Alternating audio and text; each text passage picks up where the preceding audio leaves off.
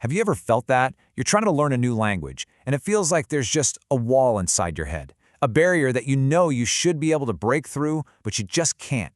Yeah, that feeling. Your brain is trying, but it feels like it's stuck on this constant translate mode before a single word can come out. It's a feeling almost every single language learner knows all too well. Before we get into how to shatter that wall, if you enjoy stories like this, please follow the channel and share this video. It genuinely helps this page grow and lets me create more stories just like this one for you. Okay, let's talk about the trap that holds so many of us back. For most of us, this whole journey starts in the exact same place. I like to call it the translation trap. It's that exhausting feeling of your brain working double time, like it's frantically flipping through an invisible dictionary for every single word. I mean, look at this. On the left, that's the struggle, right? You think in your native language, you search for the word, you translate it, and then you try to speak. It makes sense, but man, it leaves you feeling slow, tired, and honestly pretty insecure. But the path on the right, that's the dream. Think and then speak. It's fast, it's natural, it's confident. Now, getting stuck on the left is totally normal, but we have to understand it's a trap we need to escape if we ever want to feel fluent. So the big question is, how do we get out? Well, here's the secret. The goal isn't to get faster at translating. The goal is to stop translating altogether. It's about literally rewiring your brain. The key is this one powerful idea: direct connection. See, instead of linking a new word to its English equivalent, you link it directly to the thing itself. The image of it, the feeling of it, the raw idea of it. You're actually building a brand new mental highway that completely bypasses your native language. This quote just nails it. Think about it. When you hear the Spanish word casa, your brain shouldn't go, casa means house. No, your brain should just see a house. You should get the feeling of a house, a roof, walls, a place you live. It's a small shift, but trust me, that one little change makes all the difference. Okay, so knowing the idea is one thing, but actually building those new pathways, that takes practice. So I want you to think of this next part as your own personal training montage.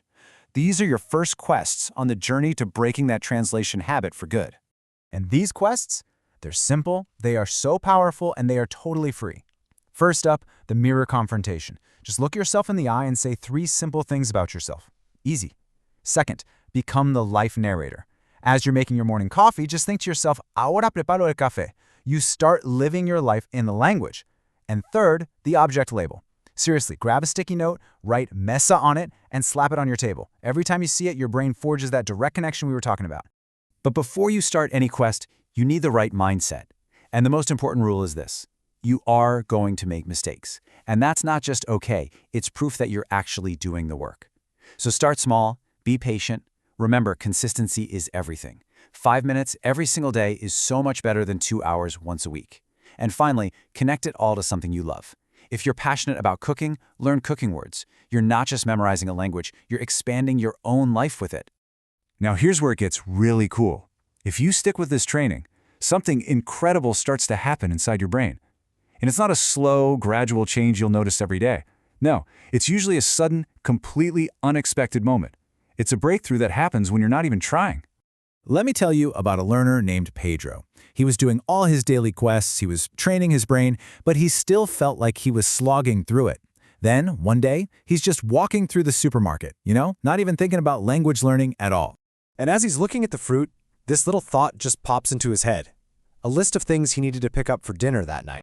But here's the wild part. The list that just appeared in his mind, it wasn't in his native Spanish. It was in English, the language he'd been working so hard to learn. And that was it. That was the moment. There was no translation, there was zero effort. The word apples just appeared. His brain had finally built the new road. Another learner, Sophia, had the same thing happen when she woke up one morning and realized she'd been dreaming in her new language. This is it.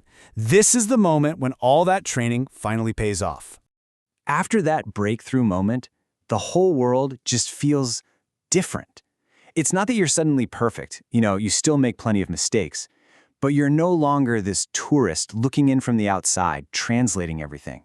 You now have a new, direct relationship with the language. You're actually starting to live inside it. And in the end, that's what this is all about.